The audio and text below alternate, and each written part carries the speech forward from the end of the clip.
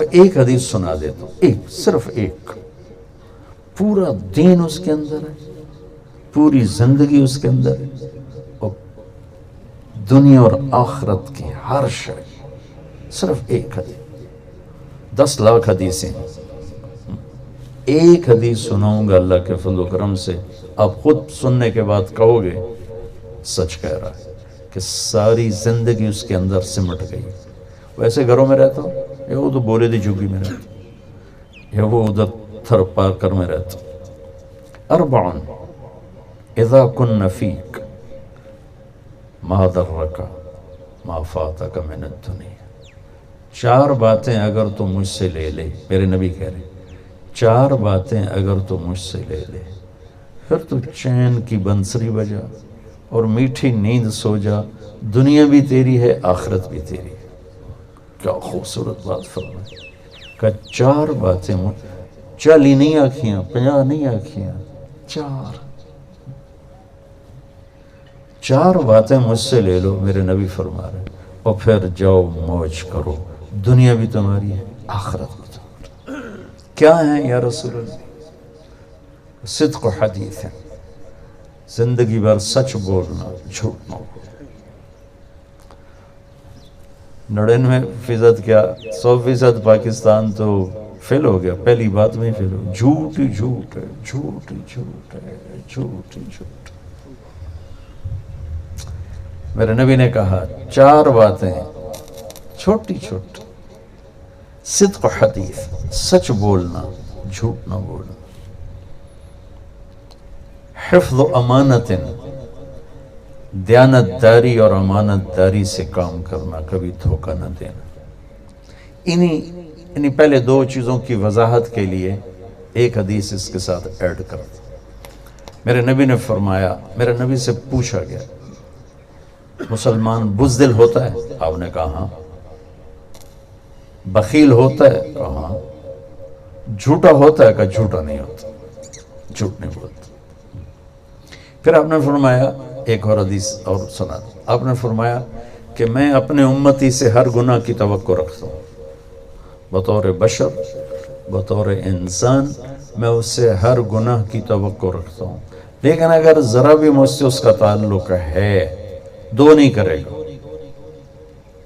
2 نہیں کرے گا، 2 نہیں کرے گا، ایک جھوٹ کبھی نہیں بولے گا، ایک دھوکہ کبھی نہیں دے گا۔ وہی پہلی 2 بات، صدق و حدیث ہے، سچ بول، حفظ و امانت، دیانت داری سے کام کر۔ ان 2 کی ایک اور فضیلت سنا، انہوں نے کہا سچا امانت دار تاجر نبیوں کے ساتھ اٹھایا جائے، سچا اور امانت دار تاجر نبیوں کے، ذمہ دار کیوں نہیں کہا؟ سچا اور امانت دار ذمہ دار نبیوں کے ساتھ اٹھایا جائے۔ یہ زراعت کی بات کیوں نہیں کی، تجارت کی کیوں کی؟ کہ زراعت میں خوفناک امتحان نہیں ہے اور تجارت میں خوفناک امتحان ہے۔ ایک سودے پہ جھوٹ بول سکتے، دھوکہ دے سکتے۔ اب ہماری گندم کٹنا شروع ہو گئی، اسی کڑا دھوکہ دے ہونا ہے، دانے دا ڈیک لگو ہے تو ریٹ بھی حکومت آ کے 1300 روپئے، ہم کم زیادہ بھی نہیں کر سکتے۔ تاجر تو جتھے کاپا لگے لا دیندہ ہے نا، تو ہم تو کم زیادہ بھی نہیں کر سکتے۔ گورنمنٹ کا ریٹ ہے 1300 روپے من ہے، اب کٹنا شروع ہو گئی ہے، میں کیا جھوٹ بولوں، یا میرا مینیجر، میرا نوکر کیا جھوٹ بولے گا؟ تولنا بھی انہوں نے آ کے، تول بھی ساڑا نہیں ہونا، تول بھی وہ سانو ڈنڈی مار کے لگے جاندے۔ ہم جھوٹ بول ہی نہیں سکتے، ہمارے جھوٹ کا پیپر ہی کوئی۔ ساتھ آلو نکل کے بیچ رہے ہیں، اس میں منڈیوں کا ریٹ ہے، ہاں جی اسی اتنے لینا ہے، یہ تو ذمہ دار کر ہی نہیں سکتا، منڈی سے ہوتا ہے جی اتنا ریٹ ہے جی، ابھی یعنی ہر ٹرک میں ہم ہزاروں روپے کا گھاٹا کھا رہے ہیں۔ تو ہمارا ٹیسٹ کوئی نہیں، کہ سچ اور جھوٹ کا ٹیسٹ کوئی نہیں۔ زیادہ کوئی ہیرا پھیری ہے تو کسی دا پانی وڑ کے اپنے نو لا لو، یہ بہت تھوڑے بے غیرت ہوتے ہیں کر دے، ایسا بہت کم لوگ کرتے، نہیں کرتے، بہت کم کرتے۔ تو ذمہ داری میں امتحان کوئی نہیں ہے، تجارت میں امتحان، روزانہ جھوٹ بولو، ہرانے والے سے بولو، ہر ایک کو دھوکہ دو، روزانہ سچ بولو، ہرانے والے سے سچ بولو، ہر ایک کے ساتھ دیانتداری سے کام کرو، لیکن سردی میں ٹھنڈے پسینے آ جائیں گے جب سچ بولے گا اور دیانتداری سے چلے گا. صلی اللہ علیہ نبی نے کہا چل صبر کر, آ جا میرے نال کھلو جا, موجوں ہوگی. ابدی زندگی اللہ کے نبی کے ساتھ کھڑے. انصار مدینہ زمیندار تھے, مکے والے تاجر تھے, تو آپ نے کہا میں مہاجرین کے ساتھ مہاجرین کے ساتھ. تو دو باتیں میں نے آپ سے عرض کی, صدق و حدیث, حفظ و امانت, یا یہ پوری زندگی کو خوبصورت کر دینے والی چیز. تیسری حسن و خلیقت, اخلاق کی خوبصورت. یہ چیز میرے جیسے یہ گھر خوبصورت, لیکن ضروری نہیں کہ یہاں زندگی بھی خوبصورت. زندگی کی خوبصورتی کا تعلق ایسے گھروں سے نہیں, اس کا تعلق اچھے اخلاق سے. کچا گھر ہو, پکا گھر ہو, اتنا بڑا گھر ہو, اگر اہل خانہ کے اخلاق اچھے ہیں, ایک دوسرے کے لیے میٹھا بول ہے, ایک دوسرے سے درگزر ہے, ایک دوسرے کو طنز نہیں, تانا نہیں, تو وہ گھر جنت کا نمونہ بن جائے گا. اگر اخلاق نہیں ہے, کبھی عورت میں شدت, کبھی مرد میں شدت, کبھی بچوں میں بدتمیزی, کبھی ماں باپ میں تیزی اور بدتمیزی, کبھی نوکروں کے ساتھ فرعونیت, تو اس گھر کی در و دیوار بھی اداس ہو جاتی. جہاں اخلاق نہیں ہوتے, جہاں اخلاق ہوتے ہیں وہاں وہ جگہ جنت کا ٹکڑا اللہ بنا دیتا. اور سارے اخلاق کا خلاصہ ہے اوروں کی برداشت کر کے چلو, اوروں کی برداشت کر کے چلو, اوروں کی برداشت کر کے چلو. اس لیے اس صفت کے ساتھ اللہ کے نبی نے حسن کا لفظ لگایا. سچائی بھی خوبصورت چیز ہے, دیانتداری بھی خوبصورت چیز ہے, لیکن اچھے اخلاق کے ساتھ خوبصورتی کا لفظ لگایا, حسن و خلیقت. اخلاق کے ساتھ حسن کا لفظ لگایا, سچائی اور دیانتداری کے ساتھ نہیں لگایا. کہ اخلاق ایسی چیز ہے جب اچھے ہوتے ہیں تو نظر آتے ہیں, برے ہوتے ہیں نظر آتے ہیں.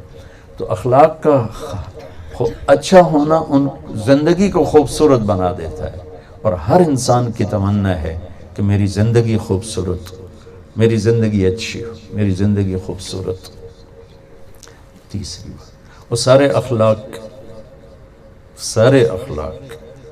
ایک لفظ میں ہیں, جو برا کرے اس کے ساتھ اچھا کرو, برداشت کرو. اور ایک حدیث میرے نبی نے کہا, معاذ پورے دین کا خلاصہ کرو, پورے دین کی سمری بنا دوں تو ہکے گا لے جی. کہا جی یا رسول اللہ. تو آپ نے ایسے کیا, زبان نکال کے کہا بس اس پہ قابو رکھ, اس پہ قابو رکھ. وہ کہنے لگے اس کی وجہ سے کوئی پکڑ ہے؟ آپ نے کہا سب سے زیادہ جہنم میں دھکا دینے والی یہ زبان ہوگی.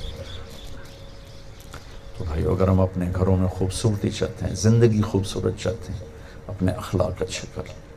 خامد کا بیوی کے ساتھ, بیوی کا خامد کے ساتھ, ماں باپ کا اولاد کے ساتھ, اولاد کا ماں باپ کے ساتھ, مالکوں کا نوکروں کے ساتھ, نوکروں کا مالکوں کے ساتھ.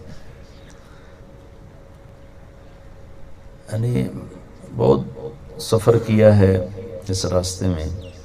آج کی اولاد کی نافرمانی میں بہت بڑا دخل والدین کا اپنا ہے. وہ اپنی اولاد کو سپیس نہیں دیتے, اپنی مرضی ان پر مسلط کرتے, جس کا آہستہ آہستہ رد عمل بننا شروع ہوتا ہے اور ایک فاصلہ و دوری پیدا ہو جاتی. جتنے اللہ نے ان کے حقوق رکھے ہیں. ایک شخص آیا اپنے بیٹے کو لے کر, کہا جی یہ میرا بیٹا ہے بہت نافرمان. حضرت عمر نے سوٹی چاہے انہوں مارنا ستا. کہ لگا جی ٹھہرے. ہم نے پوچھا کیا ہوا؟ کہا ماں پیو دا حق بھی بڑا ہے, کوئی اولاد دا حق بھی ہے, کوئی اولاد دا حق بھی ہے. ہم نے کہا ہے. کہ جی ذرا بتائیں. کا پہلا حق ہے کہ نیک ماں دے, نیک جگہ شادی کرے, ماں اچھی ہو. دوسرا حق ہے جب پیدا ہو تو نام اچھا رکھے. تیسرا حق ہے کہ اس کو قرآن سکھائے. کہ ہن میری بھی سن لو, اے میرا پیو بیٹھا اس نے حبشی عورت نال شادی کی تھی, مینوں ماں چنگی نہیں دیتی. دوسرا حق ہے اس نے میرا نام جولان رکھا ہے. جولان گندگی کے کیڑے کو کہتے. تو انہوں نے کو پوچھو مینوں ہور کوئی نا ہی نہیں لگتا, مینوں جولان گندگی کا کیڑا. اور تریا پوچھو اج تے اس میں قرآن دی شکل نہیں وکھائی. حضرت عمر نے وہ سوٹی ادے پھیر دی, پہلے تو تیرا دماغ ٹھیک کرا.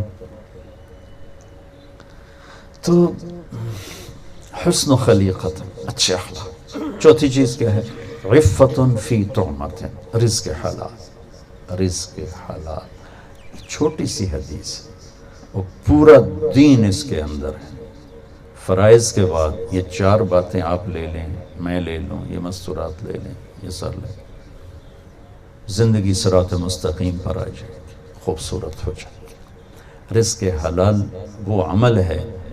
سعد بن معاذ بیٹھے تھے تو اللہ کے نبی کی نظر پڑی ہاتھوں پر، ہاتھ بڑے سخت. تو آپ نے کہا یہ کیا ہوا تیرے ہاتھوں کو؟ کیا ہوا؟ کہا جی میں مزدور آدمی ہوں، کھیتوں میں کام کرتا ہوں بچوں کے لیے، تو سخت ہو گئے. تو آپ نے ان کا ہاتھ پکڑ کے ایسے بوسہ لیا، ایسے چوم کر فرمایا بچوں کو حلال کھلاتے جو ہاتھ ایسا ہو جاتا ہے اس پہ جہنم حرام ہو جاتی ہے. تمہارا رزق حلال ایسی چیز ہے کہ وہ جہنم حرام کر دیتا. تو بھائیو سچائی اور دیانتداری جہاں ہوگی وہ شخص 24 گھنٹے نماز میں ہوگا، بندگی میں ہوگا. یہ تبلیغ اس کو سیکھنے کی محنت. اللہ آپ کو موقع دے تو جایا کرو. 3 دن ہی لگانا شروع کرو گے تو بہت سے راستے کھل جائیں. ٹھیک. اللہم لک الحمد کما انت اہل، فصلی علی محمد کما انت اہل، وفل بنا ما انت اہلہ انک اہل التقوی و اہل المغفرہ. اللہم بارک لہم فیما رزقتہم، اللہم بارک لہم فیما رزقتہم، اللہم بارک لہم فیما رزقتہم، وأوزعهم أن يشكروا نعمتك التي أنعمت عليهم وعلى والديهم. اللهم ألف بين قلوبهم وأصلهم وأصلح ذات بينهم. اللهم ألف بين قلوبهم وأصلهم وأصلح ذات بينهم. آمين.